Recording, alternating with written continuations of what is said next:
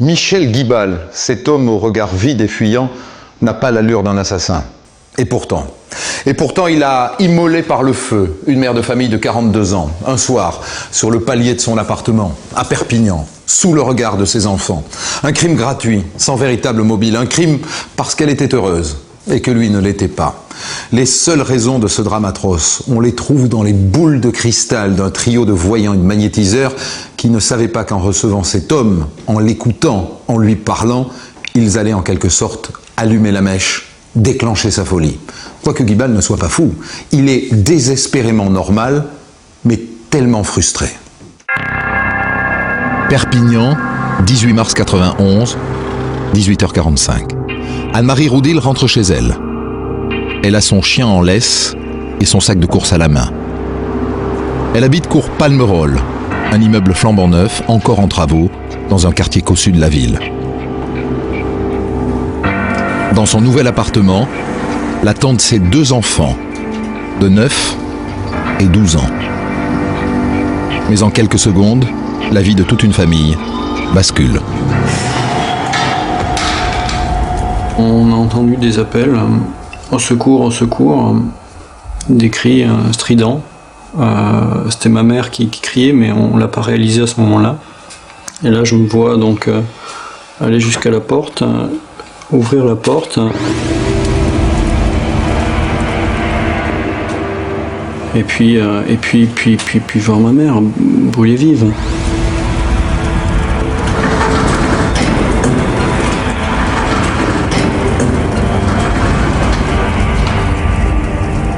Donc j'ai d'abord pris un vase dans le hall que j'ai essayé de remplir d'eau.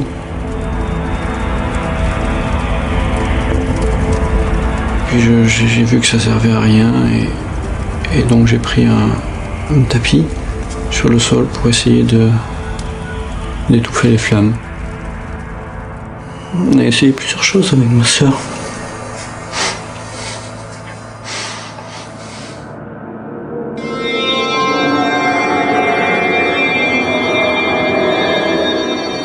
Il se trouve qu'un cabinet médical vient d'ouvrir à l'étage en dessous. Quand il entend les cris, le médecin, le docteur Gautis, se précipite vers l'escalier. Il monte les marches 4 à 4. Il y avait une fumée très épaisse, très compacte, irrespirable. Là, j'ai vu une dame dans l'obscurité qui était immobile, comme figée. Son visage était tout noir, ses cheveux avaient brûlé et même elle avait des flammes qui provenaient de son blouson. Il y avait des enfants qui étaient à l'intérieur de l'appartement, qui hurlaient, le chien qui aboyait. Et je lui ai posé la question, qui êtes-vous? Qu'est-ce qui s'est passé? Elle me dit, je suis Madame Roudil. Et j'ai compris que je la gênais en lui posant cette question, parce que pour elle, bien sûr, c'était évident. Et elle me dit, voilà, il y a, quand la porte de l'ascenseur s'est ouverte, quelqu'un m'a aspergé d'essence et a mis le feu.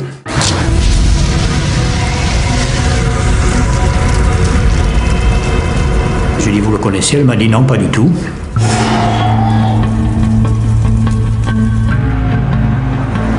Au même moment, au rez-de-chaussée, Aline, une patiente du docteur Gautis, n'arrive pas à ouvrir la porte d'entrée de l'immeuble, encore en travaux.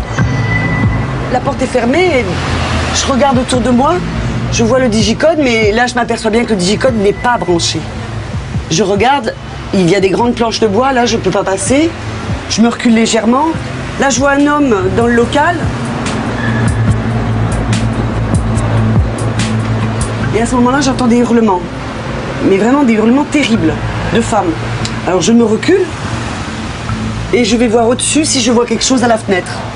Je ne vois rien et à ce moment-là, je vois l'homme que j'avais vu auparavant donc revenir. Je me ravance L'homme commence à me faire signe pour essayer d'ouvrir la porte. Alors je lui demande de baisser la poignée, il me fait signe qu'il a beau essayer, il n'y arrive pas. Moi de mon côté je regarde le digicode mais je lui fais comprendre que le digicode ne fonctionne pas. Et donc ça a duré quelques minutes et tout le temps où ça a duré, on entendait les hurlements de cette femme.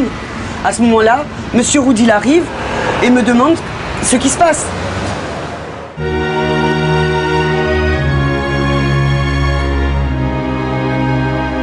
Docteur Roudil, vous êtes le mari de la victime. Qu'est-ce qui se passe? Alors j'arrive vers 18h30 et là, une patiente du docteur Gotis attend pour rentrer dans l'immeuble pour consulter. Les portes sont fermées. J'ouvre la porte. Un homme aux yeux bleus, très calme, sort. Je rentre dans le hall de l'immeuble. Je perçois des cris aigus et une odeur de cendre. Je me précipite au 3e étage. Et là, je vois un spectacle horrible. Mon épouse vient d'être agressée. Ça se présente comment lorsque vous poussez la porte du palier du 3e étage? D'abord, il y a de la fumée dans tout l'appartement. Les murs sont noircis, les plafonds, les portes, les fenêtres. Mon épouse est toute noire. Je me rappelle son visage. Vous la reconnaissez tout de suite? Difficilement. Elle a le visage noirci. Elle a plus de cheveux. Les derniers brûlent. Elle vous parle? Elle vous reconnaît? Oui, et je pense qu'elle ne me voit pas, parce qu'elle tendait les bras en avant et elle reconnaît ma voix. Et alors elle me dit des paroles vraiment pathétiques. Elle me dit j'ai mal, je souffre. Est-ce que je ne vais pas mourir? Est-ce que je ne vais pas être défiguré? Et surtout, alors, elle me dit des paroles que je me souviendrai tout le temps. Elle me dit occupe-toi des enfants. Elle me dit prends soin d'eux. Et vous, immédiatement, vous allez voir vos enfants. Ils sont dans l'appartement à côté. Ils sont dans l'appartement à côté parce que déjà, il y a eu les voisins, enfin, le médecin, le docteur Gotis, sa secrétaire, et des personnes qui sont venues pour prêter main forte à mon fils. Parce qu'il faut savoir que mon fils, disons, il a été le premier. Et il voyait sa maman qui était une torche vivante. Dans l'affolement général, Aline, la patiente du docteur Gotis, reste seule avec la victime, debout, figée sur les lieux du drame. J'ai commencé à la déshabiller parce que je ne pouvais pas la laisser avec ses vêtements qui étaient en train de finir de se consumer. Au niveau du visage, elle avait les paupières qui avaient fondu, les oreilles avaient fondu, les cheveux étaient complètement carbonisés. On avait du mal à respirer. Je lui ai dit, écoutez, on étouffe toutes les deux. Je lui ai dit, moi je peux plus respirer, vous non plus. Je lui ai dit, je vais vous emmener ailleurs. Et puis à partir de ce moment-là, elle m'a dit, mon sac, ou le sac. Parce qu'en fin de compte, je ne me rappelle pas si c'était mon sac ou le sac. Je me suis tournée, et contre le mur, si vous voulez, à côté de la porte qui donne sur l'entrée du palier, j'ai vu un sac orange plastique. Dans la mesure où elle m'avait parlé d'un sac, j'ai pris ce sac. Le sac orange à la main, Aline entreprend alors de descendre la victime dans le cabinet du docteur Gotis par l'escalier. Je l'ai amenée jusque dans la salle d'échographie. Je l'ai posée sur la table où on place les dames pour les échographies. J'ai posé le sac par terre et puis bon, le sac, je m'en suis plus occupée. Ça a été terminé. Au départ, elle allait bien. Et puis, plus le temps passait, plus on voyait qu'elle devenait grise et choquée, comme on dit en médecine. La peau commençait à devenir comme du carton. Ça commençait à craqueler, donc elle souffrait énormément. Donc je l'ai mis dans du froid pour essayer de la soulager. Mais très vite, la situation devient plus inquiétante. Dans les minutes qui ont suivi, elle a commencé à avoir une gêne respiratoire. Et là, elle a été inquiète sur sa vie. Elle m'a posé la question, je m'en souviens très bien. Est-ce que je vais mourir? Je lui ai dit non, il semble que vous ayez des brûlures, mais bon, du visage. Le SAMU arrive et la conduit immédiatement vers les urgences de l'hôpital de Perpignan. Mais le feu est en train de la dévorer de l'intérieur. Comment est-ce que ça se passe à l'hôpital pour Anne-Marie, votre femme? Elle était atteinte de brûlures du 3e degré sur 40% de la surface corporelle. Et ces brûlures du 3e degré entraînent en médecine les douleurs les plus intenses qui soient. Alors, je sais que ces dernières paroles, vraiment ces toutes dernières paroles au médecin anesthésiste, au médecin du SAMU, ça a été de l'oxygène, de grâce, de l'oxygène. parce que elle était en état d'asphyxie, elle est morte en état d'asphyxie aiguë en raison des brûlures au niveau de la gorge et des poumons. Et ce qu'il faut dire aussi, c'est que elle a été consciente jusqu'à sa mort, parce que le cerveau, il est protégé par la boîte crânienne osseuse. Donc, elle a pu parler, elle a pu entendre, elle a pu sentir, elle a pu... je crois qu'elle a vécu son agonie jusqu'à la fin. Hein. J'imagine qu'assez vite, la question du pourquoi vous traverse la tête. Enfin, qui a pu faire ça et pourquoi? C'est vraiment... c'est quelque chose qui vous arrive et on ne sait pas d'où ça vient. Sur place, le soir même, l'enquête commence. La police puis le procureur arrivent pour les premières constatations. Il ne restait pas grand-chose, que cette trace du sol jusqu'au plafond, les vêtements de la victime que moi je vois sur le palier. Il y a encore cette odeur de fumée qui est très âcre, très persistante, quoi, qui est même insupportable, je dirais. Aucun indice, donc, sur le lieu du crime. Aucun, hormis ce sac plastique retrouvé sur le palier. Mes collègues donc me disent qu'ils ont récupéré entre autres un sac, une pochette de couleur orange, que je vois entre les mains d'un de mes collègues d'ailleurs, et dans ce sac, ils me font voir un couvercle de peinture, qui me semble être celui d'une boîte de peinture, une fiole de whisky vide, et puis c'est tout. Tous les témoins du drame sont interrogés le soir même, pendant de longues heures. Et ces interrogatoires s'avèrent extrêmement précieux. Le substitut procureur qui a commencé à m'interroger, et là j'ai réellement réalisé, à ce moment-là, que l'homme que j'avais vu en bas, et avec qui j'avais conversé, plus ou moins, disons, surtout par geste, était certainement l'homme qui avait commis ce geste irréparable. Je dis, mais alors je l'ai vu, cet homme-là. Je me souvenais surtout de son vêtement de travail, de ce tissu rouge qu'il avait sous le bras, des cheveux courts, et ça je le leur ai dit de suite. Aline précise encore que l'homme avait le regard froid et les yeux bleus. Au même moment, une patrouille de police restée sur place appelle le commissariat de police. On me dit, nous avons interpellé un jeune homme entre le 2e et le 3e étage de cet immeuble. Pour nous, ça semblait curieux, et d'autant plus curieux que ce jeune homme était couvert de traces de suie, comme on a pu le constater à l'étage, quoi. Le jeune homme est alors ramené en pleine nuit au commissariat pour interrogatoire. Le jeune homme paraissait incohérent dans ses propos, donc on est obligé de le suspecter, bien entendu, et le placer en garde à vue. C'était le suspect idéal. Le lendemain, la presse régionale s'empare du fait divers et s'étonne de la sauvagerie du geste, du jamais vu à Perpignan. Journalistes et lecteurs, tous, se posent la même question. Qu'est-ce qui a pu se passer? Comment peut-on brûler, immoler quelqu'un comme ça? Il y a eu un petit état de panique, mais surtout dans ce côté, il y avait de l'effroi. Tous les gens de la région se disaient, mais c'est horrible, une femme qui brûle comme ça dans un ascenseur, en plus sous les yeux de ses enfants. Et donc tout le monde était choqué et se posait des questions. Au commissariat, les auditions des témoins reprennent. Gérard Roudil, le mari de la victime, et même son fils de 12 ans, Jean-Philippe, sont interrogés. Car le garçon se souvient avoir vu un homme sur le palier quand il a ouvert la porte. La silhouette dont je me suis rappelé, c'était un flash. Quelqu'un qui nous a regardé pendant quelques secondes et qui ensuite est parti. Là, ce qui était intéressant, en même temps, c'est qu'il avait vu l'auteur, on peut le dire, du crime. Et il l'a décrit d'une façon, la même façon que les autres témoins, la même façon que son père. C'est-à-dire ? Un homme mince, de taille moyenne,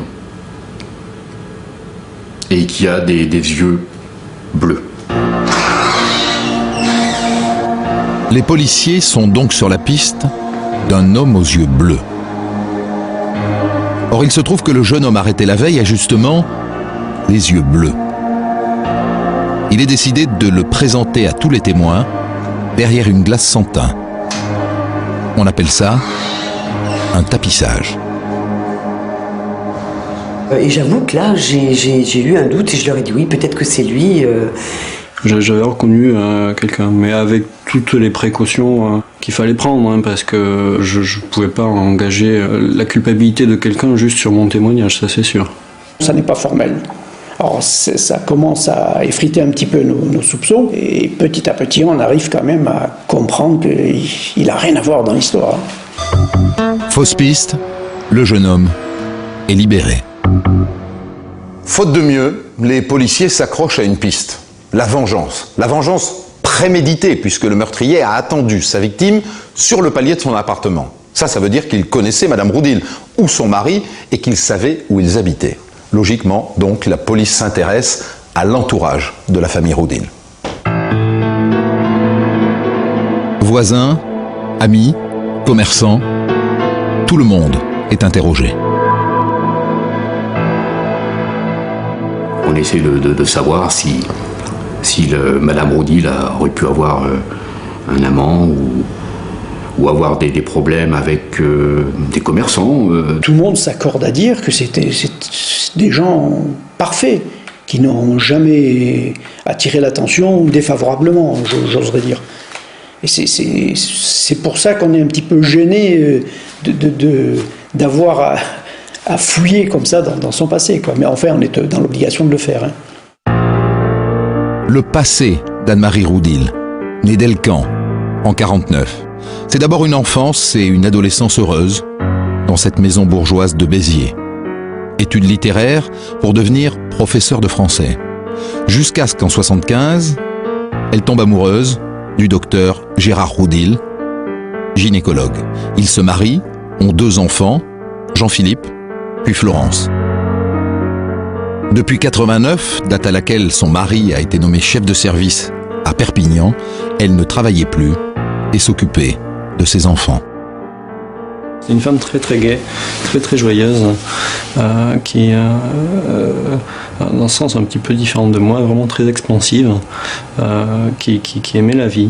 C'était en plus une femme qui avait la foi catholique chevillée au corps et qui, contrairement à beaucoup, la mettait en pratique. C'est-à-dire qu'elle rayonnait. Et tous les gens qui l'ont connue ont eu le sentiment qu'on avait finalement tué quelqu'un d'exceptionnel. Les enquêteurs ont beau chercher, le passé d'Anne-Marie Roudil n'ouvre aucune piste. Ils s'intéressent donc assez naturellement à la vie de son mari, le docteur Gérard Roudil. Lui, il était médecin, gynécologue, connu, et on se disait peut-être qu'il a fait une bêtise et qu'on se venge. On se rend à l'hôpital, on demande s'il n'a pas eu de problème avec des patientes. J'envoie des collègues à Rodez même. Et là-bas, on n'a rien trouvé de particulier, puisqu'au contraire, le docteur Roudil était un homme qui était très apprécié. À l'hôpital de Perpignan, comme à celui de Rodez, tout le monde leur dit la même chose. Le docteur Roudil est un médecin compétent, aimé de ses collaborateurs comme de ses patientes. À son tour, la piste de la vengeance médicale s'éloigne. Alors qui pouvait bien en vouloir à cette femme et à cette famille idéale?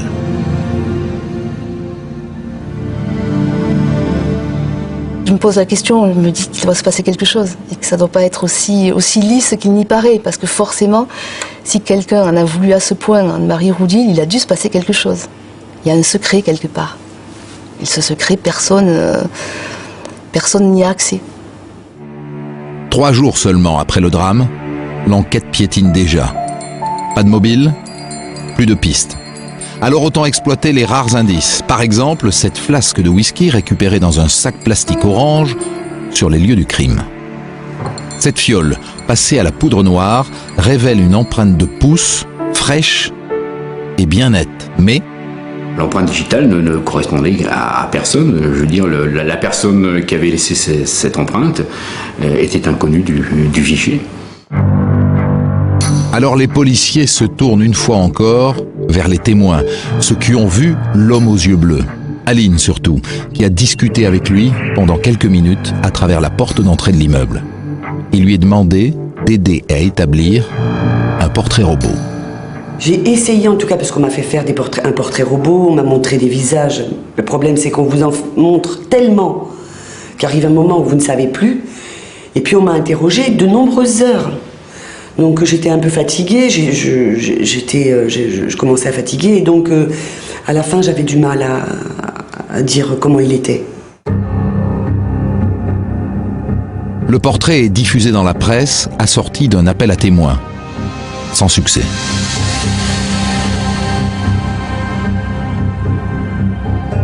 L'enquête est au point mort. Aux grandes dames des enquêteurs, confrontés tous les jours à la douleur de Jean-Philippe, ce garçon de 12 ans qui a tout tenté avec sa sœur pour sauver sa mère. Ce qui vous frappe, c'est l'horreur qu'il y avait dans ses yeux.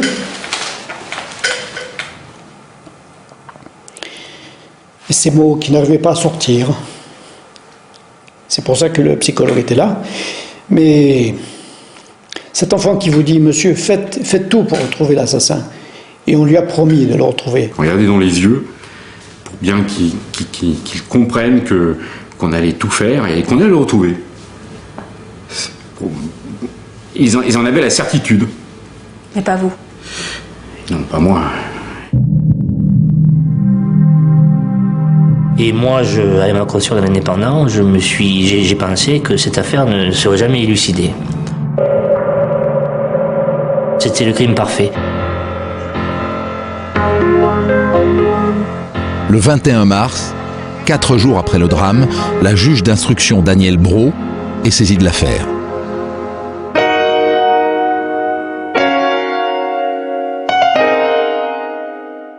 Danielle Brault, vous êtes la juge d'instruction qui est chargée de cette affaire douloureuse. Lorsque vous prenez le dossier, vous décidez de revoir tout le monde, personnellement. Pourquoi ? J'ai déjà eu une enquête quelque temps auparavant dans laquelle on avait 2 jeunes gens qui avaient brûlé vifs dans une voiture. Et je me suis rendu compte que le fait de voir quelqu'un qui était brûlé vif, ça crée une émotion qui était une émotion absolument terrible, et que dans ce cas-là, des images se superposaient chez les témoins et qu'il était très difficile d'avoir des témoignages très précis, et donc il fallait prendre le temps de réécouter les témoins et d'avoir tous les détails de leurs déclarations. Alors je leur demande de refaire les gestes qu'ils ont faits au moment des faits. C'est-à-dire debout dans votre cabinet ? Debout dans mon cabinet. Et c'est ainsi que on a appris l'existence du sac. C'est la personne qui se trouvait tout en bas de l'immeuble. Elle va prendre Madame Roudil dans ses bras et elle fait le geste de quelqu'un qui prend une victime dans ses bras, qui l'enveloppe dans son manteau pour éteindre les flammes. Et pendant qu'elle est en train de faire ce geste-là, elle a un cri, elle dit « Ah ! Le sac, le sac !» C'est Madame Roudil qui dit ça ? C'est Madame Roudil qui dit ça, et elle se rappelle les paroles de Madame Roudil, elle se les rappelle avec l'intensité avec laquelle Madame Roudil le lui dit. Ce sac, je suppose qu'immédiatement vous dites qu'on me l'amène ? Alors je demande aux policiers pourquoi il n'est pas question du sac dans les procès-verbaux. Et les policiers m'expliquent à ce moment-là qu'il n'y avait pas de sac. Alors je leur dis, mais si, on a tous les éléments du sac, il doit y avoir un sac. Après le coup de téléphone de la juge au commissariat, tout le monde se met à la recherche du sac orange. Mais où est donc passé ce fichu sac ? Et d'après ce que je sais, c'est que la femme de ménage, qui fait le ménage dans les locaux de la brigade criminelle, a pris ce sac en plastique. Mais elle me dit, écoutez, M. Ayache, si on a de la chance, on risque de le retrouver dans mon placard. Je me suis précipité dans son placard. Le premier sac que je trouve, sur la pile d'autres sacs, effectivement, elle avait plein, ce fameux sac orange. Vous pensez bien que j'ai fait une grosse prière. Et là, le policier découvre stupéfait que ses collègues sont passés à côté d'un indice capital, car un nom est griffonné sur le sac. Sur ce sac, on trouve 2 inscriptions, une en lettres d'imprimerie, avec la mention VET, V-E-T, tout pantalon, pour autant que je m'en souvienne, fabrique de vêtements très certainement, et en dessous, dans le bas du sac, des mentions manuscrites à compte 100 francs, à l'époque c'était des francs, doit 139 francs, avec un nom, Guibal. Alors bien entendu, on se demande qui est le fameux Guibal. Dans l'immeuble, il n'y en a aucun. À l'extérieur, dans les voisinages immédiats, on n'en connaît pas. Guibal, c'est peut-être tout simplement le nom d'un ouvrier qui travaille dans l'immeuble puisque le chantier n'est pas terminé. Pour en avoir le cœur net, la juge d'instruction ne lésine pas sur les moyens. Chez les CRS de Perpignan, elle convoque en même temps les 98 ouvriers qui sont intervenus sur le chantier. Un interrogatoire hors norme. Oui, alors donc nous les avons tous entendus ici. Et on les a mis à chaque coin. Et on était arrivés avec nos machines à écrire portatives. On était environ, je crois, on était 8 inspecteurs. Et on voulait savoir exactement si un ouvrier avait amené et déposé ce sac orange dans l'escalier. Et aucun ouvrier n'avait vu et n'avait déposé ce sac orange dans les escaliers de l'immeuble. Donc il n'appartenait à personne, c'est ça ? Il n'appartenait à personne. On avait la certitude que ce sac orange appartenait au meurtrier. Le meurtrier est-il ce monsieur Guibal, dont le nom est sur le sac?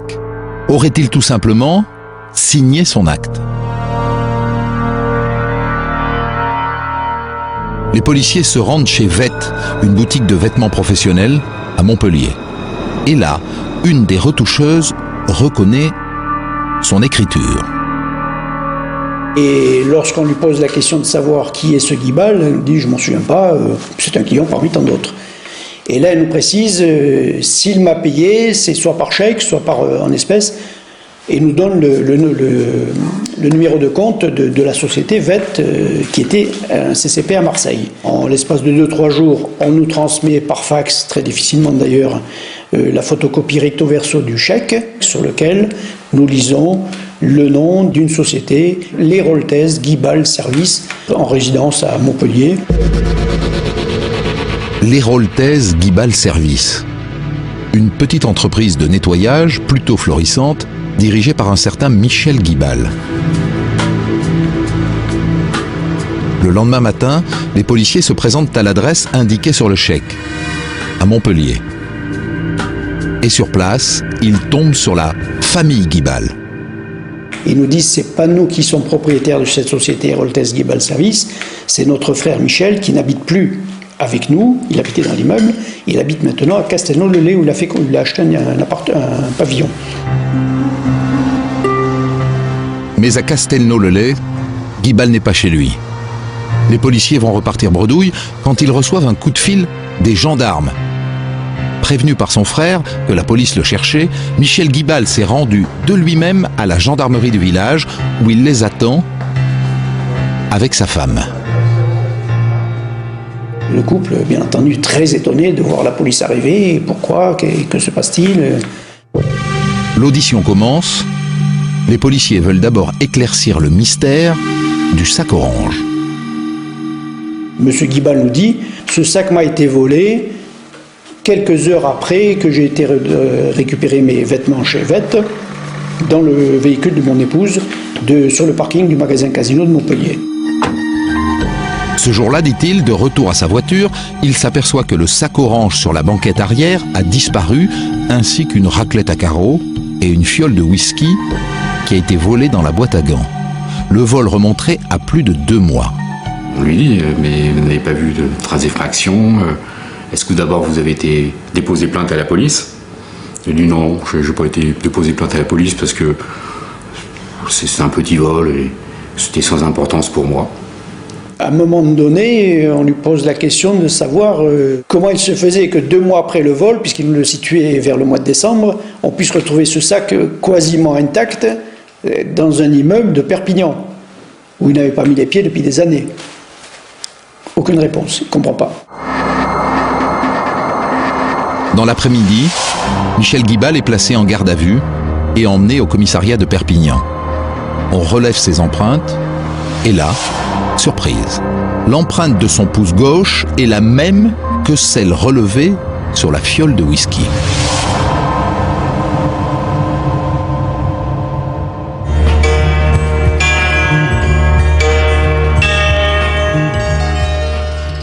Madame Brault, l'empreinte sur la flasque de whisky est l'empreinte de Michel Guibal.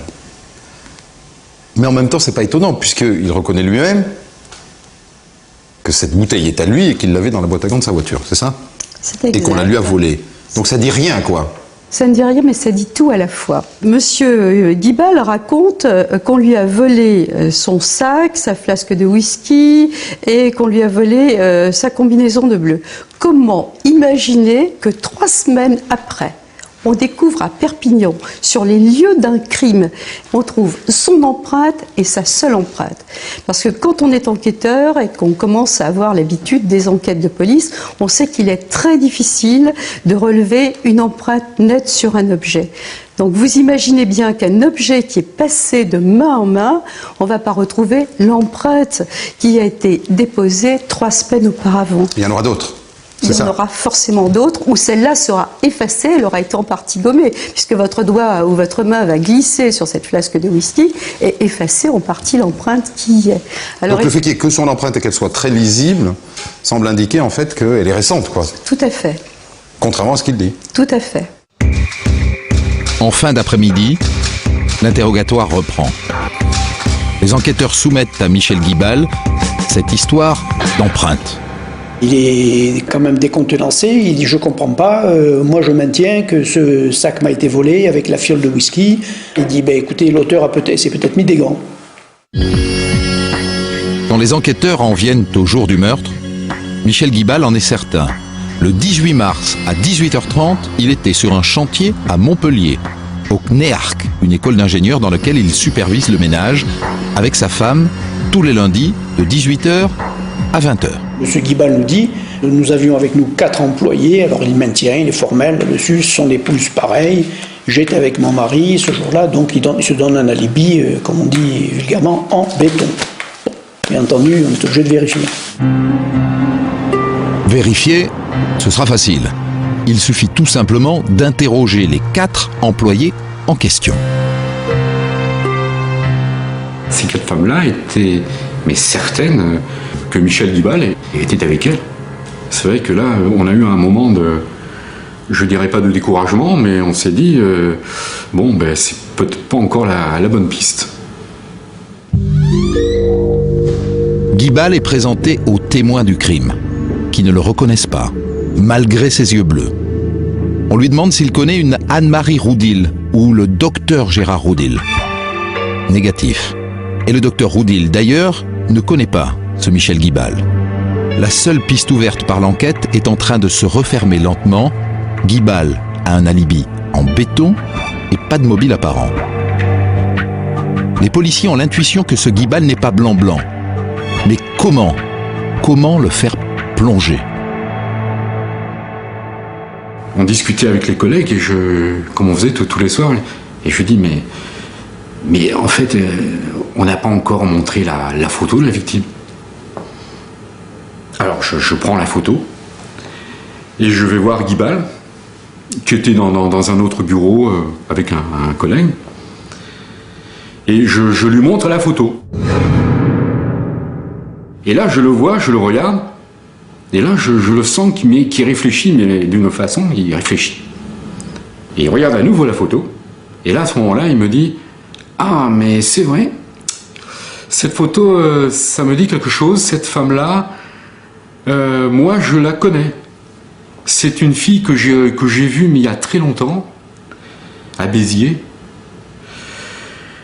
Et c'est une fille avec qui j'ai eu une relation qui n'a pas duré très longtemps. Mais c'est vrai que cette fille-là, je la connais. Je veux dire, j'étais complètement ébahi. Et je me dis, mais dans ma tête, je me dis, il est foutu. Michel Guibal a bien connu la victime il y a 17 ans, à l'époque où elle se faisait appeler non pas Anne-Marie Roudil, mais Annie Delcan. À l'époque, il travaillait à la coopérative du vin de Béziers. Ils se sont rencontrés dans un club de photographie. Ils ont flirté 3 ou 4 mois, mais n'ont jamais eu de rapport sexuel. il ne l'a jamais revue et n'a jamais cherché à la revoir. N'empêche que le jour même, Guibal est déféré devant la juge qui l'inculpe d'assassinat.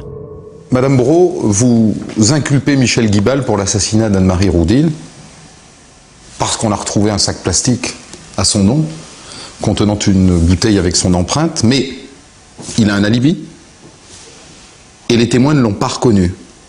Est-ce que vous n'allez pas un peu vite à ce moment-là ? Alors c'est vrai que le fait que les témoins n'aient pas identifié Michel Guibal lorsqu'il a été interpellé n'a pas rendu la tâche facile ni aux enquêteurs ni à moi. Seulement, il faut se rappeler que le sac plastique, il n'a pas été désigné par n'importe qui, il a été désigné par la victime elle-même. Que l'alibi que Michel Guibal donne lorsqu'il est interpellé par les enquêteurs, c'est un alibi qu'il va donner et que sa femme va donner en même temps que lui. Alors, si on se place dans la situation de quelqu'un qui n'a absolument rien à voir dans cette affaire, comment est-ce que lorsqu'on va vous interpeller au mois d'avril 1991, vous allez vous rappeler le 18 mars 1991, entre telle heure et telle heure, vous étiez là et qu'il y a tant de témoins qui peuvent en attester? Ça veut dire qu'entre le 18 mars 1991 et le mois d'avril 1991, vous avez déjà réfléchi à l'alibi que vous allez pouvoir donner ce jour-là. Il vous apparaît clairement qu'il a fabriqué un alibi avec sa femme. À ce moment-là, il ne m'apparaît pas vraiment clairement qu'il a fabriqué un alibi avec sa femme, mais qu'ils se sont mis d'accord pour une version des faits. Vous décidez d'interroger sa femme. Alors on décide de placer sa femme en garde à vue à ce moment-là, de faire des gardes à vue décalées pour des raisons stratégiques. Monsieur Guibal n'a pas avoué, il n'a pas parlé des faits, donc on a envie que Madame Guibal, ne sachant pas ce qu'a dit Michel Guibal, puisse nous apporter d'autres éléments sur les faits. Et là, elle craque. Madame Guibal a vu Michel Guibal arriver en garde à vue, enfin arriver dans les locaux de la police, et elle s'est demandé si Michel Guibal lui n'avait pas parlé, et c'est là qu'elle a commencé à craquer. C'est-à-dire qu'au fond, au moment où elle commence à lâcher, elle pense que lui l'a fait avant elle, quoi. Certainement. Elle vous dit quoi ? Elle nous explique que Michel Guibal, elle ne savait pas que le 18 mars, il était parti à Montpellier, qu'il est revenu ce soir-là de Montpellier en disant « j'ai brûlé cette saloperie ». Immédiatement, la juge d'instruction met sous le nez de Guibal les aveux de sa femme. Et là, il craque. Oui, c'est lui qui a brûlé Anne-Marie Roudil. 3 semaines après le drame, l'enquête est donc bouclée. Mais dans l'entourage de Michel Guibal, on a du mal à y croire.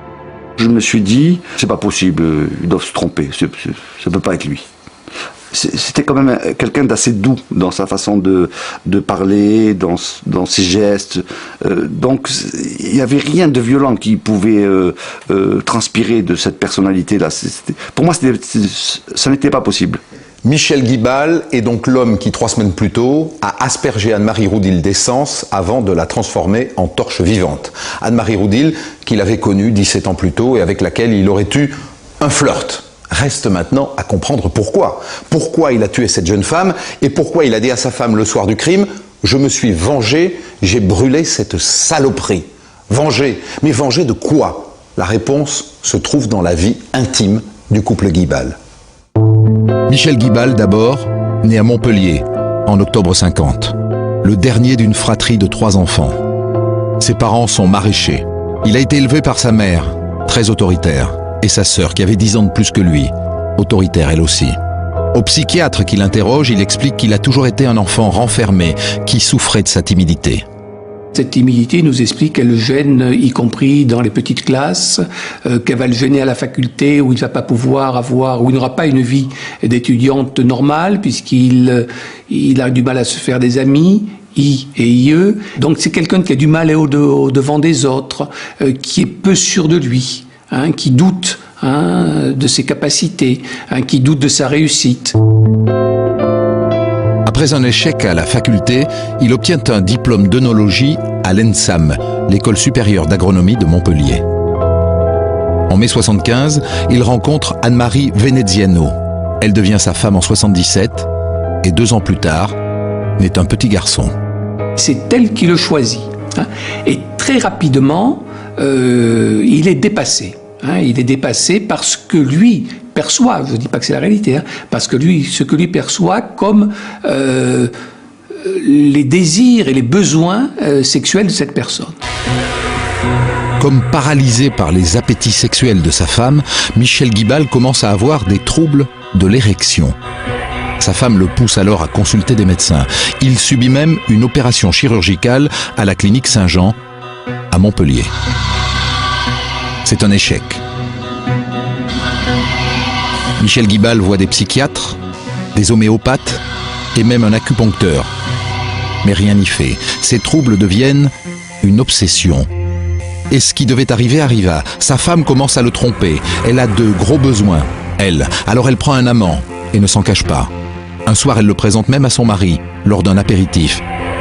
Michel s'efface, il leur laisse le lit conjugal et va dormir ailleurs. Comme c'est un être faible, comme c'est un être un peu veule, et également velléitaire, il dit rien. Il supporte la présence de ce tiers, il ne proteste pas, bon, apparemment. C'est quelqu'un qui gardait tout sur lui. Il descendait au garage, il montait dans sa voiture et il pleurait. Ou il allait dehors. Et il pleurait, il pleurait, il pleurait. Au fil des années, Michel Guibal s'est replié sur lui-même. Il n'a pas de vrais amis, pas de confidents. Son seul ami est une relation professionnelle. C'est pas quelqu'un qui se confiait, ni même qui laissait apparaître quelque chose. Non, je n'ai jamais rien su de sa vie privée. Durant l'année 90, l'amant de sa femme est de plus en plus présent. Au point même que le 31 décembre, Anne-Marie Guibal prie son fils et son mari d'aller fêter le Nouvel An ailleurs. Elle veut passer la nuit avec son amant. Ce soir-là aussi, Michel Guibal doit s'éclipser. Avec une femme qui, apparemment, rabaisse son mari, lui qui l'accepte, on a l'impression d'un couple un peu sadomasochiste et d'un comportement réciproque que l'on peut difficilement comprendre. Elle se moque de lui. Elle va jusqu'à le battre, d'après ce qu'il dit, elle le bat. Je pense qu'il a été un peu son jouet. Voilà le secret du couple, tel qu'Anne-Marie Guibal vient de le révéler aux policiers médusés. Je dis, mais enfin, comment pouvez-vous parler comme ça crûment de vos besoins sexuels, parler fort en plus, alors que votre mari est de l'autre côté et qu'il risque d'aller en prison pour bon nombre d'années. C'est invraisemblable. Et puis je suis parti, j'ai claqué la porte. Et mon collègue a repris l'audition. Je ne pouvais plus supporter. Mais la juge et les policiers ne sont pas au bout de leur surprise. Ils apprennent que pour en finir avec les pannes sexuelles de Michel, le couple est même allé voir des voyantes. D'abord, une certaine Hélène, fleuriste à Montpellier et donc voyante à ses heures. Les Guibal lui ont apporté 5 ou 6 photos de femmes rencontrées par Michel. Et d'après eux, quand la voyante a pris la photo d'Anne-Marie Roudil, elle a été prise de tremblement. Elle aurait ensuite expliqué à Michel Guibal qu'il était envoûté, que cette femme, Anne-Marie Roudil, était la responsable de ses troubles sexuels et que les médecins ne pouvaient rien pour lui. La voyante Hélène leur aurait alors conseillé, pour conjurer le sort, de faire 7 fois le tour de 7 églises différentes avec du gros sel dans la main. Ce qu'ils ont fait. Mais ça n'a rien changé. Ensuite, ils sont allés voir un magnétiseur qui, au bout de quelques séances, a eu un flash. Il leur a dit que Michel Guibal était envoûté par une jeune femme proche de Dieu et dont le mari avait une blouse blanche. Ce magnétiseur les a envoyés voir une amie, une certaine Nadia, voyante elle aussi, qui habite un petit village près d'Avignon. Laquelle Nadia aurait soumis le couple à la méthode du plomb fondu et bouillant qui est jeté dans une bassine d'eau et qui donne des formes, des éclats, qui sont autant de signes. Et Nadia, elle aussi, avait pointé du doigt une femme brune, méchante, qui aurait jeté un sort très puissant à Michel Guibal. Voilà ce qui aurait conduit Guibal au meurtre d'Anne-Marie Roudil. La presse, bien sûr, se délecte de cette révélation. Dès l'instant où on commence à entendre parler de voyants, alors là, on rentre dans un monde pas inconnue, mais on s'attend à tout. Mais vraiment à tout. C'est une histoire de fou, c'est encore un élément qui s'ajoute à cette histoire de fou, assez inédit, un élément inédit, d'autant plus que la juge d'instruction prend tout au sérieux. Effectivement, la juge d'instruction convoque dans son bureau d'abord la voyante Hélène, puis Nadia, puis le magnétiseur.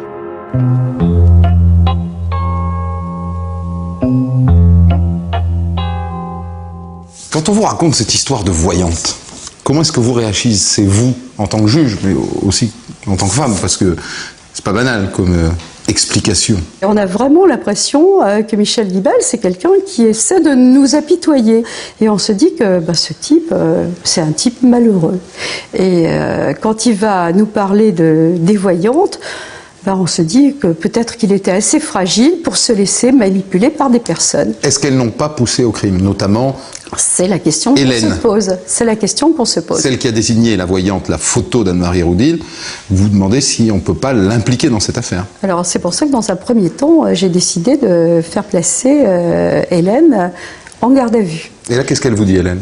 C'est avec les policiers qu'elle va s'expliquer. Elle va dire qu'en effet, Monsieur Guibal lui a parlé d'une femme qu'il aurait connue autrefois, mais en expliquant bien qu'elle lui a dit qu'il fallait tourner la page et qu'il fallait essayer de vivre. Alors on parle bien de vagues pratiques qui doivent se passer quasiment chez tous les gens qu'on puisse aller consulter. Mais ce que je retiens à ce moment-là, c'est que cette femme, on lui présente une photo. C'est pas elle qui est allée chercher la photo d'Anne-Marie Roudil pour dire c'est cette personne-là qui est responsable de ce qui vous arrive. C'est bien Michel Guibal et sa femme qui sont allés présenter la photo d'Anne-Marie Roudil à la voyante Hélène. À la voyante. Ce qui fait qu'à l'issue de ces gardes à vue, vous n'estimez pas nécessaire d'inculper ces voyantes pour complicité. Il n'y avait aucun élément qui permette d'inculper ces voyantes. Les voyantes poussent au crime, la juge ne veut pas se contenter de cette explication. Alors pendant toute l'année 91, elle continue dans son bureau à interroger Michel Guibal. On avait parfois l'impression que c'était Bouddha qui était dans le bureau du juge. Aucune manifestation extérieure. Il répondait calmement, après avoir réfléchi, il disait la vérité, toute la vérité, mais c'est quelqu'un, il n'y avait aucune émotion sur son visage. Michel Guibal explique à la juge qu'il a retrouvé Anne-Marie Roudil en téléphonant à sa mère à Béziers. C'était 1 an avant le meurtre. Marie Delcan, la mère de la victime, confirme. Au printemps 90, elle a bien reçu un coup de téléphone et elle a donné l'adresse de sa fille. Mais elle en est certaine, c'est une femme qui l'a appelée. Quoi qu'il en soit, à partir de ce moment-là, Michel Guibal a commencé à espionner la famille Roudil.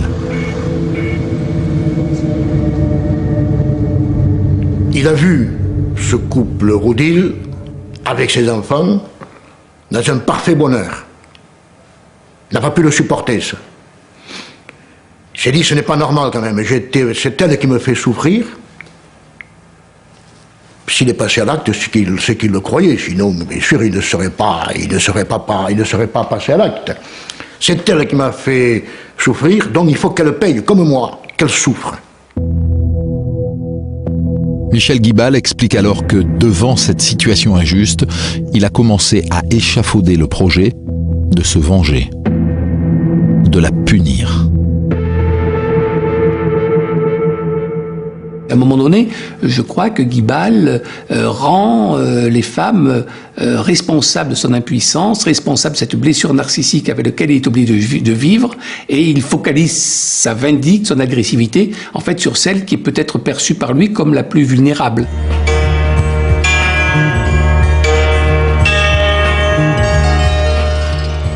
Est-ce que vous saviez, en tant qu'homme marié, que votre femme avait connu un jeune homme qui s'appelait Michel Guibal et qu'elle avait eu un flirt avec lui? Non, je ne le savais pas. On n'avait pas parlé de notre vie antérieure. D'ailleurs, je pense que, si je comprends bien, il l'a connue pendant 4 ou 5 mois et je pense qu'elle a dû vite l'oublier.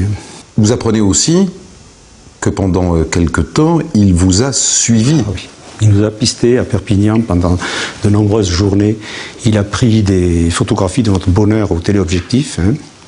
Il y a eu des coups de fil vers ma belle-mère pour savoir où se trouvait mon épouse. Donc il y a une préméditation extraordinaire. Quand vous apprenez que derrière le meurtre de votre femme, il y a une histoire de voyante, de magnétiseur, il y a comme un décalage quoi, entre la gravité de ce qui a été commis et voilà. C'est ce qu'on le côté léger. Voilà. De notre côté, c'était l'horreur, c'était la souffrance énorme. Hein. Et de l'autre côté, c'était un minable problème d'impuissance. La juge réalise que Guibal a prémédité son geste 1 an avant le meurtre. Quand elle le convoque à nouveau le 7 mai dans son bureau, en présence de son avocat, elle est loin de se douter qu'il va lui faire une nouvelle révélation. Il raconte l'histoire en disant « J'ai une propriété, un mas dans la région de Montpellier, et j'allais faire des essais, tout seul, sur un mannequin. » Et c'est comme ça que la juge l'a su. Mais la juge l'ignorait complètement, c'est lui qui l'a dit. La juge envoie alors les policiers sur place, dans une zone industrielle, à Fabrègues, à 10 km de Montpellier. Sur les indications de Guibal, ils n'ont pas de mal à retrouver le mas dont il a hérité de son père. C'est dans ce hangar, au milieu de ces 2 bâtiments, que Guibal s'est entraîné. On trouve des traces noires de brûlure, comme un incendie qui a eu lieu. Et on voit à 1,65 m, 1,70 m, un crochet métallique avec encore des résidus de tissu accrochés dessus, il y en avait encore par terre, et tout ça noirci bien entendu.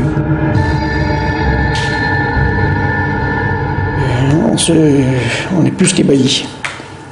C'est presque de l'horreur, je dirais. On dit c'est pas possible d'en arriver là, d'arriver à faire des essais pour être sûr de faire quelque chose de manière définitive, quoi. En novembre 91, la juge d'instruction organise à Fabrègues une reconstitution avec les avocats, les policiers et Guibal. La presse n'est pas conviée, mais la journaliste Corinne Saboureau avant de l'opération. Alors, je suis levé assez tôt ce jour-là, et avec un photographe, on est allé repérer les lieux. On est arrivé dans le mas, et il y avait, par chance pour nous, il y avait une grue. Donc, nous sommes montés dans la grue, et on s'est mis dans le panier de la grue, et on a assisté à la reconstitution en surplomb comme ça. On était très bien placés, on entendait, on voyait, on a pu travailler de manière quasi idéale. Et puis bon, la juge d'instruction nous a vus dans la grue, tout le monde nous a vus. Bon, ils ont eu un petit sourire, mais personne ne nous a délogés. Sur place, Guibal explique qu'il a d'abord jeté un demi-litre d'essence sur un bleu de travail qu'il a ensuite enflammé avec un briquet. Mais impressionné par la rapidité et la violence des flammes, il a saisi un extincteur pour éteindre le feu. Puis il a réessayé, avec des quantités d'essence moins importantes, projetées directement sur le mur. Guibal était un automate. Tout ce que le juge d'instruction voulait, il faisait. Mais on voyait qu'il ne refaisait pas des gestes inventés ou qu'il aurait pu lire. Non, non, il refaisait les gestes qu'il avait déjà faits. J'étais effrayée dans ma grue là-haut. 3 semaines après les derniers essais, Michel Guibal tue Anne-Marie Roudil.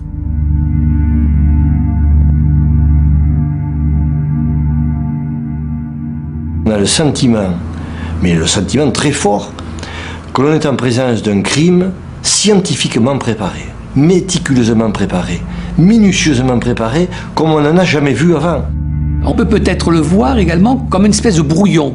On a l'impression que cet homme a essayé de programmer et de rendre possible son acte par tout un tas d'interventions, hein, comme s'il se rendait compte de l'aspect affreux de ce qu'il allait faire, hein, et qu'il essayait d'en atténuer l'impact sur lui-même pour justement pouvoir passer à l'acte, hein, par cette préparation.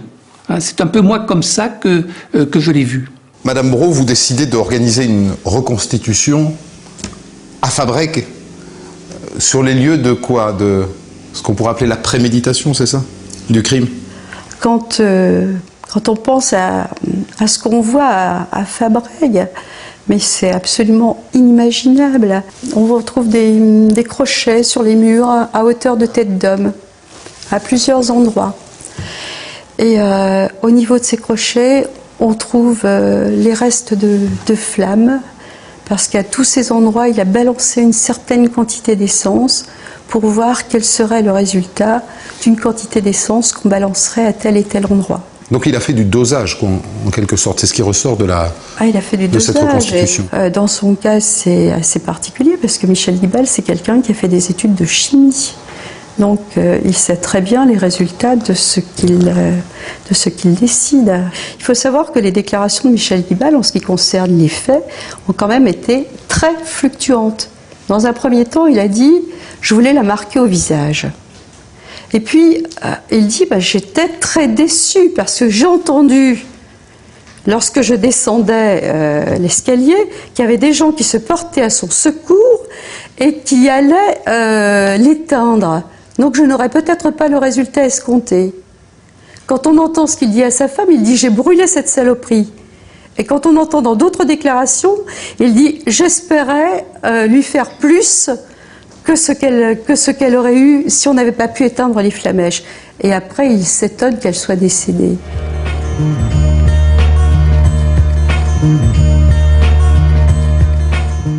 On a maintenant une idée très précise du drame qui s'est noué le 18 mars 91.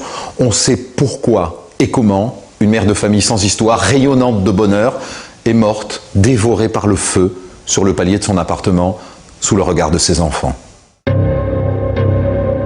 La veille, le 17 mars 91, Michel Guibal raconte qu'il s'est disputé avec sa femme. Pendant le dîner, elle lui aurait dit « c'est fini, je te quitte pour mon amant ». Le 18 mars, il part de chez lui de bonne heure. Arrivé à Perpignan, il va tout droit chez les Roudil, rue du Castillet. Mais surprise, ils ont déménagé. Il est sur le point de renoncer quand une voisine lui donne leur nouvelle adresse. Ça n'est pas loin, 3 cours Palmerolles, à quelques rues. Il repère l'immeuble, aperçoit Anne-Marie Roudil sur son balcon, au 3e étage. Il passe la journée à attendre dans un jardin public. À 18h30, il va renoncer à son terrible projet quand il la voit sortir avec son chien. Pour comprendre la suite, Daniel Brault organise une reconstitution sur les lieux du crime. Tous les témoins sont là, les avocats en plus, autour du magistrat instructeur Daniel Brault. Du hall d'entrée à l'étage, Guibal, revêtu d'une salopette bleue, d'un pull à col roulé comme ce jour-là, refait les mêmes gestes, tel un automate. Après avoir vu Madame Roudil sortir avec son chien, lui rentre dans l'immeuble et guette son retour avec, dit-il, moins d'un quart de litre d'essence dans un pot de peinture. Quand elle revient des courses et qu'elle appelle l'ascenseur, lui enfonce sa casquette, remonte son col roulé et monte 4 à 4 l'escalier jusqu'au 3e étage. Et là, au moment où l'ascenseur s'ouvre, il jette l'essence au visage d'Anne-Marie Roudil et l'enflamme avec un briquet.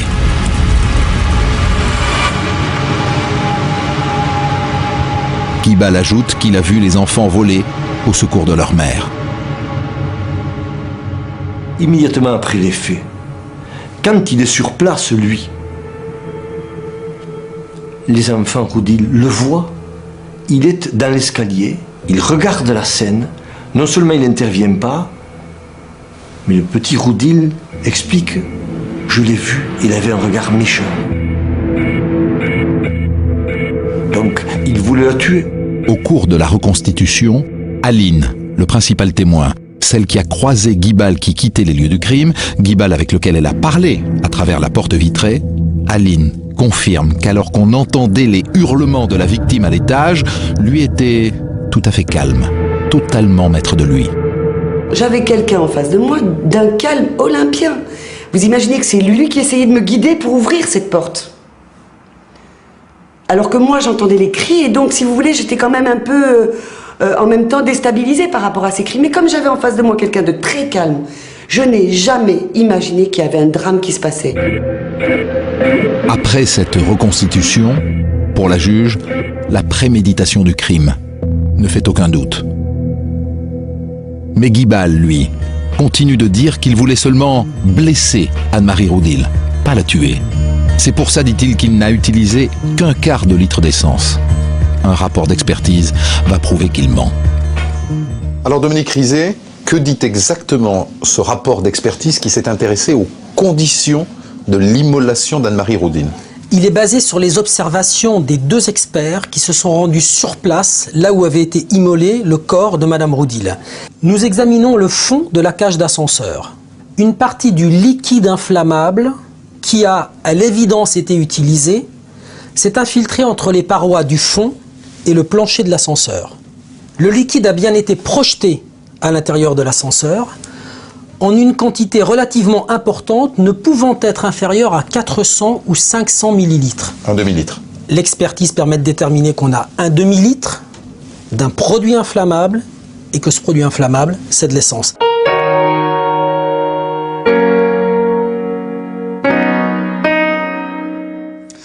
En fin d'instruction, est-ce que vous pensez que Mme Guibal a pu jouer un rôle dans la décision de son mari d'immoler Mme Roudil? La première question qu'on peut se poser, c'est est-ce que le 18 mars au matin, Madame Guibal sait que Guibal est parti tuer Madame Roudil? Ça, je ne pourrai jamais vous le dire, car je ne le saurai jamais. Est-ce que c'est elle qui a donné les coups de fil? Est-ce qu'elle a remonté son mari? Je ne le saurai jamais non plus. Je ne le saurai jamais non plus. Il faut savoir que Michel Guibal s'est montré très manipulateur pendant toute cette instruction.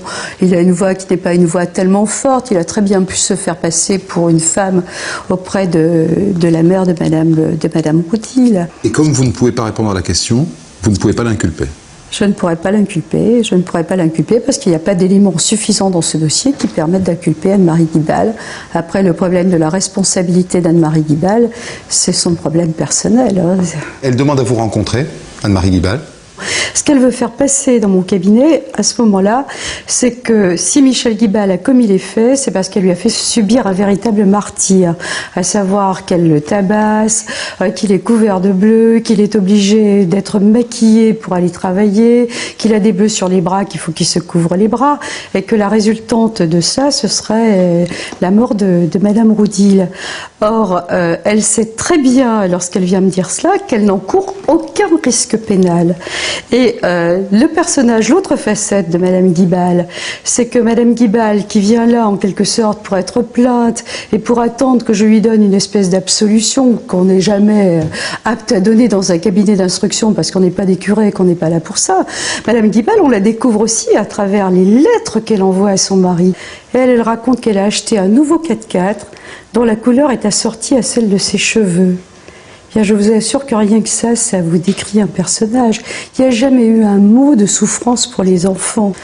Donc vous clôturez votre instruction et Michel Guibal part seul devant la cour d'assises pour assassinat, acte de torture et acte de barbarie, et sa femme n'est pas inquiétée.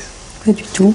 Ce qui m'apparaît aussi important, c'est que lorsque Michel Guibal tue Anne-Marie Roudil, il ne tue pas un fantôme.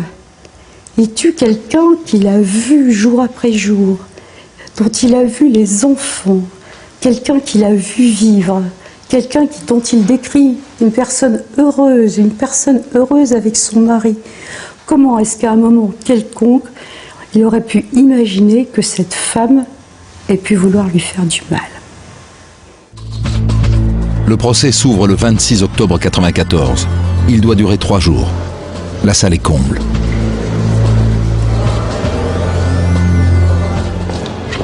Jean-Philippe Roudil a maintenant 15 ans. Le crime s'est passé sous ses yeux. Il a voulu être là. Cet adolescent fragile sait que pendant 3 jours, il devra faire face à l'assassin de sa mère. C'était un devoir vis-à-vis de ma mère. Et j'estimais que si mon témoignage pouvait aider la justice à prendre la mesure de l'horreur que ça a été, ma place était au procès.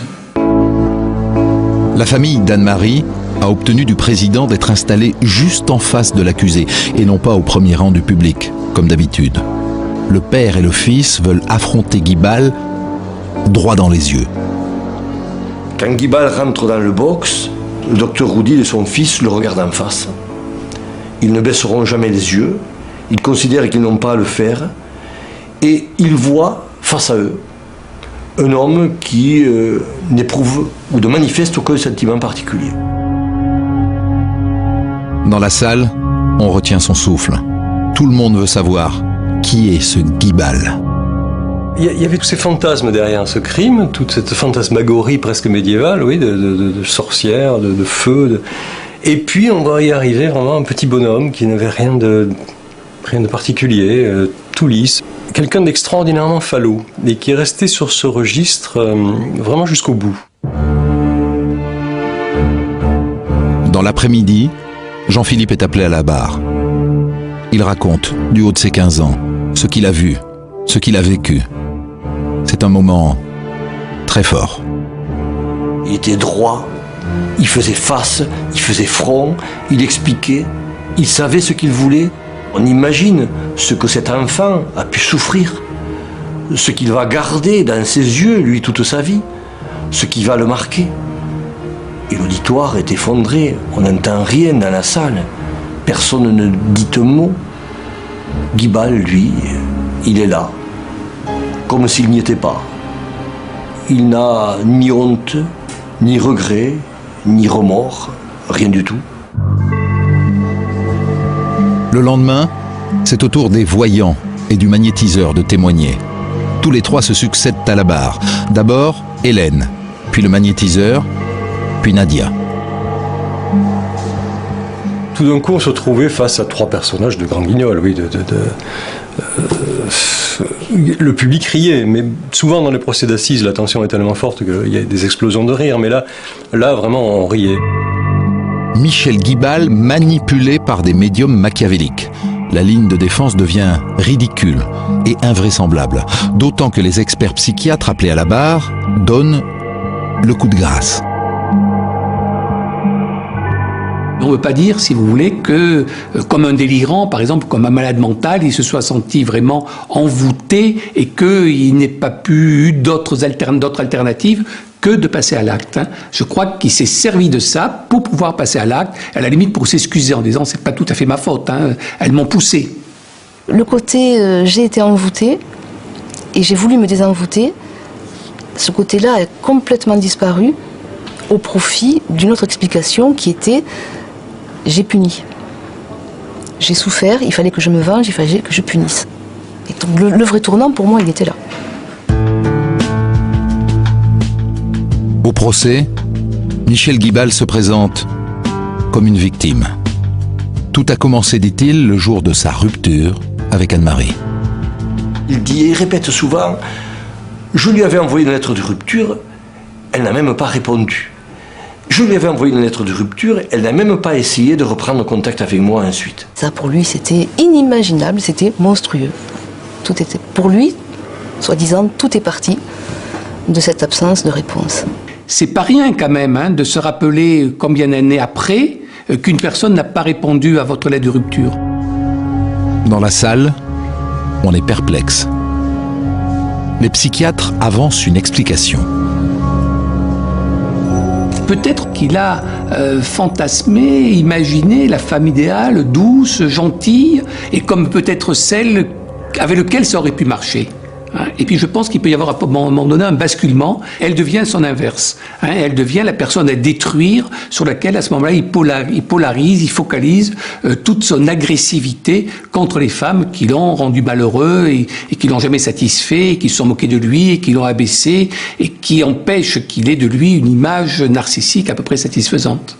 Dans son box, l'accusé se défend mal. C'est alors que sa femme, Anne-Marie Guibal, tente le tout pour le tout.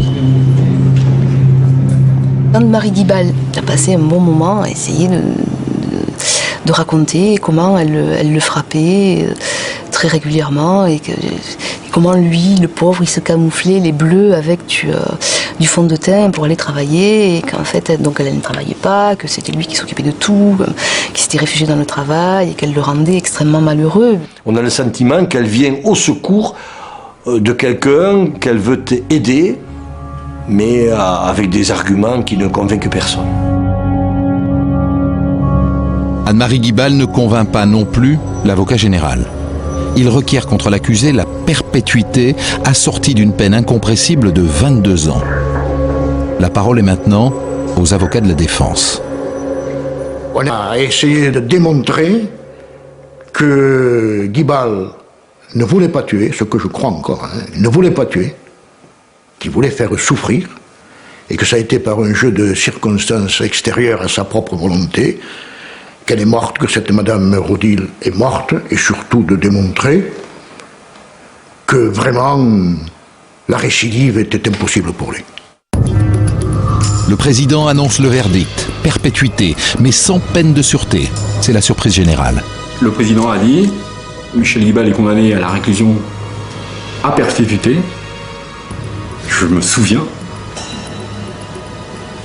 d'attendre avec une peine compressible de... Et c'est pas venu. Plus rien. Emmener l'accusé. Lorsqu'on a appris que la peine de sûreté n'avait pas été appliquée, ça a été de dire ouf. Ouais, là, c'est fini, ouf. Nous, on vit avec cette souffrance tous les jours, qu'on n'arrivera jamais à s'en remettre. Et je lui demande un petit peu de réaliser ça et se demander comment lui il arrive à vivre encore après ce qu'il a fait. Depuis 2006, Michel Guibal peut demander une libération conditionnelle sans être évidemment certain de l'obtenir. Alors vous connaissez la loi, pour une perpétuité sans peine de sûreté, le condamné peut déposer une demande de libération conditionnelle au bout de 15 ans de prison. Vous redoutez sa sortie? Je redoute sa sortie. J'espère qu'il ne sera pas admis à la libération conditionnelle parce que, je le dis, monsieur le procureur l'a dit, c'est un colossal danger social. Il l'a montré, nous avons vu tout ce qu'il a pu faire dans sa préméditation, l'acte d'horreur, et surtout, il parle de vengeance tout le temps. Il parle de vengeance vis-à-vis de mon épouse, qui lui avait rien fait. Alors, il aura passé plus de 15 ans en prison. Mais vers qui va-t-il, disons, avoir un esprit de vengeance? Vers nous, ou même vers d'autres personnes?